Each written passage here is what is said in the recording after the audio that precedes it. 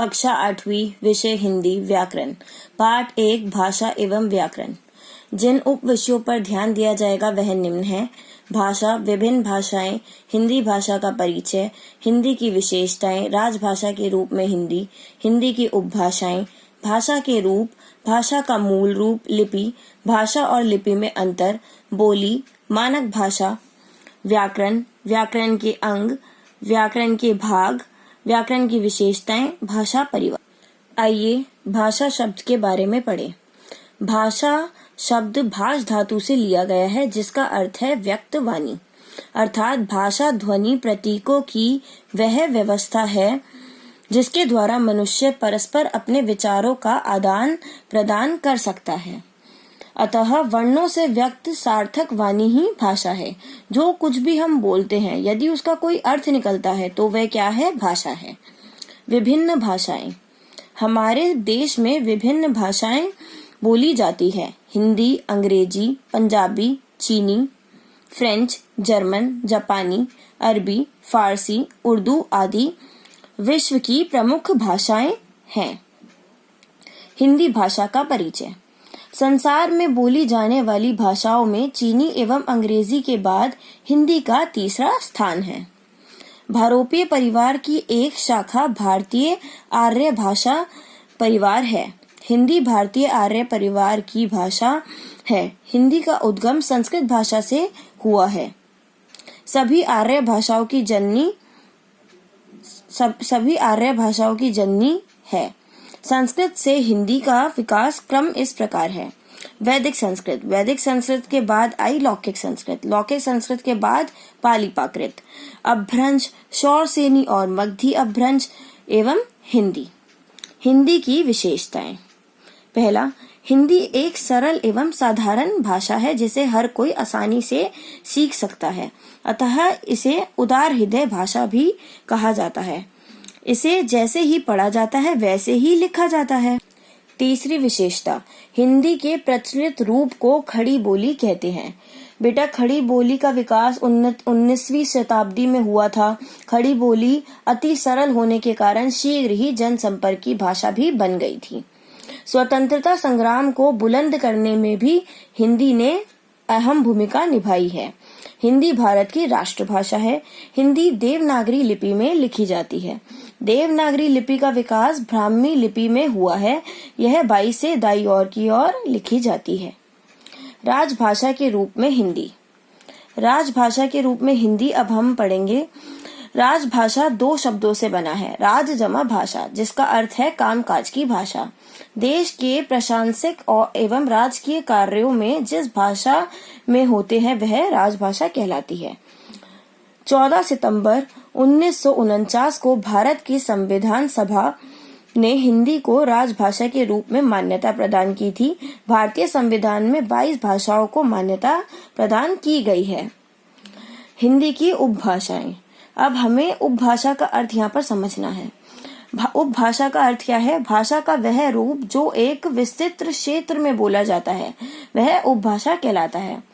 जब कोई उपभाषा एक सर्वमान्य रूप ग्रहण कर लेती है वह भाषा कहलाती है। हिंदी भाषा की विविध उपभाषाएं और बोलियां इस प्रकार हैं। हिंदी भाषा की उपभाषाएं हैं: पहली पूर्वी हिंदी, उसकी बोली अवधी, बघेली, छत्तीसगढ़ी। दूसरी बिहारी हिंदी, बोलियां मैथिली, भोजपुरी, मगही। तीसरी पश्चिमी हिंदी, उसकी बोलियां कौरवी, खड़ी बोली, हरियाणवी। चौथी राजस्थानी हिंदी, बोलियां मारवाड़ी, जयपुरी, मेवाती, मालवी। पांचवी पहाड़ी हिंदी, उसकी बोलियां कुमाऊनी, गढ़वाली। अब हम भाषा के रूप जानेंगे। हमने 7वीं कक्षा में भी भाषा के रूप पढ़े थे। अब हम इन्हें दोबारा से ग्रहित करेंगे। भाषा के 3 रूप हैं। पहला मौखिक रूप, दूसरा लिखित रूप, तीसरा सांकेतिक रूप। पहला मौखिक रूप। मौखिक रूप का अर्थ क्या है? जब मनुष्य अपने मन के भावों तथा विचारों को बोलकर अभिव्यक्त करे वह मौखिक भाषा कहलाती है। इसका उदाहरण क्या होगा?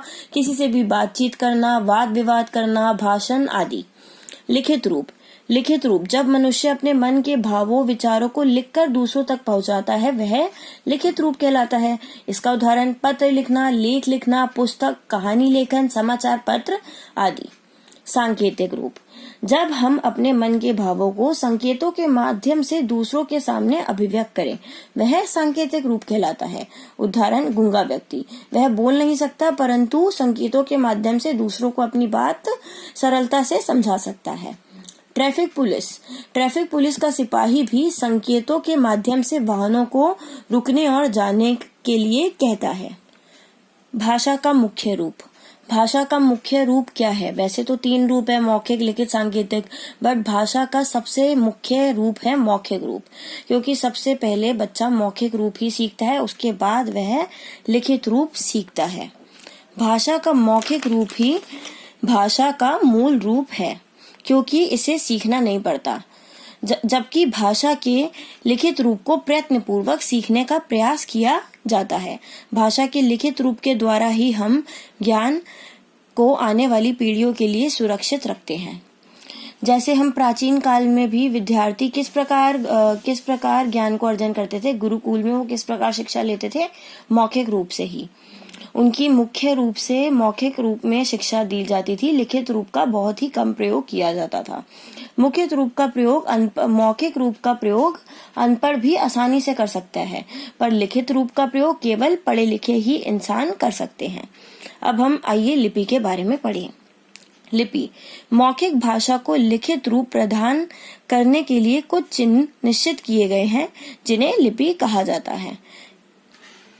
हर भाषा की लिपियां अलग अलग होती हैं। जैसे जब हम कहते हैं आओ, तो इसमें 2 ध्वनियों का प्रयोग किया गया है, बड़ा आ तथा ओ। बड़ा आ तथा ओ, इन 2 वर्णों आ और ओ के ढंग को ही लिपि कहा जाता है। अगर लिपि ना होती तो पुस्तकें भी ना होती, फिर हम ज्ञान कैसे प्राप्त करते, यह सोचने वाली बात है। इसलिए लिपि का बहुत ही मुख्य उपयोग है। कुछ भाषाओं और उनकी लिपियों के नाम इस प्रकार हैं। भाषा, लिपि, लिखने की विधि। हिंदी, संस्कृत, मराठी, नेपाली भाषा देवनागरी लिपि में लिखी जाती है। इनकी लिखने की विधि बाई से दाई ओर की तरफ है। उर्दू, अरबी, फारसी भाषा फारसी लिपि में लिखी जाती है, दाई से बाई ओर। अंग्रेजी, फ्रेंच, जर्मन, रोमन लिपि में लिखी जाती है, बाई से दाई ओर। पंजाबी भाषा गुरुमुखी लिपि में लिखी जाती है, बाई से दाई ओर। आइए अब भाषा और लिपि में अंतर पढ़ें। भाषा बोलकर या लिखकर अपनी बात कहने का साधन है, जबकि लिपि हमारे भावों को लिखने का साधन है। भाषा और लिपि में भाषा अधिक महत्वपूर्ण है। लिपि भाषा पर निर्भर है, भाषा लिपि पर नहीं। बोली, बोली से हम क्या समझते हैं? भाषा का क्षेत्रीय रूप बोली कहलाता है। सीमित क्षेत्रों में बोली जाने वाली भाषा के रूप को बोली कहा जाता है। बोली का कोई लिखित रूप नहीं होता, बोली भाषा का स्थानीय रूप होती है। बोली का प्रयोग सरकारी काम में नहीं होता, इसका प्रयोग क्षेत्र विशेष में बोलचाल के लिए होता है। एक भाषा के क्षेत्र में अनेक बोलियां हो सकती हैं। बोली केवल बोली जाती है। बोली में साहित्य रचना कभी नहीं की जाती, इस बात का ध्यान रखिएगा। कभी भी बोली के अंदर साहित्य की रचना नहीं की जाती। यदि किसी बोली में साहित्य रचना की जाती है तो वह उपभाषा का रूप ले लेती है। अब निम्न बोलियां इस प्रकार हैं। हरियाणा की बोली हरियाणवी, राजस्थान की बोली मारवाड़ी, बिहार की बोली भोजपुरी, उत्तराखंड की बोली कुमाऊनी और गढ़वाली है। मानक भाषा, मानक भाषा का क्या अर्थ है? मानक भाषा का सामान्य अर्थ है आदर्श, शुद्ध अथवा परिनिष्ठित। भाषा में एक रूपता लाने के लिए विद्वानों द्वारा जिस भाषा को मान्यता दे दी जाती है उसे मानक भाषा कहते हैं। भाषा में एक ही वर्ण या शब्द के एक से अधिक रूप प्रचलित हो सकते हैं, उन्हें विद्वानों द्वारा मानक रूप से मान्यता दे दी जाती है। जैसे हम दुख को इस प्रकार भी लिख सकते हैं और इस प्रकार भी। रुपए को हम ऐसे भी लिख सकते हैं और रुपये भी लिख सकते हैं। अंत में छोटा ना भी लगा सकते हैं और अ के ऊपर बिंदु भी लगा सकते हैं। भारतीय संविधान में 22 भाषाओं को मान्यता दी गई है। मानक हिंदी हिंदी का मानक स्वरूप है जिसकी शिक्षा कार्यकालीन कार्यों में प्रयोग की जाती है। व्याकरण। अब हम अंत में इस पाठ का दूसरा भाग व्याकरण पढ़ेंगे। धन्यवाद। व्याकरण।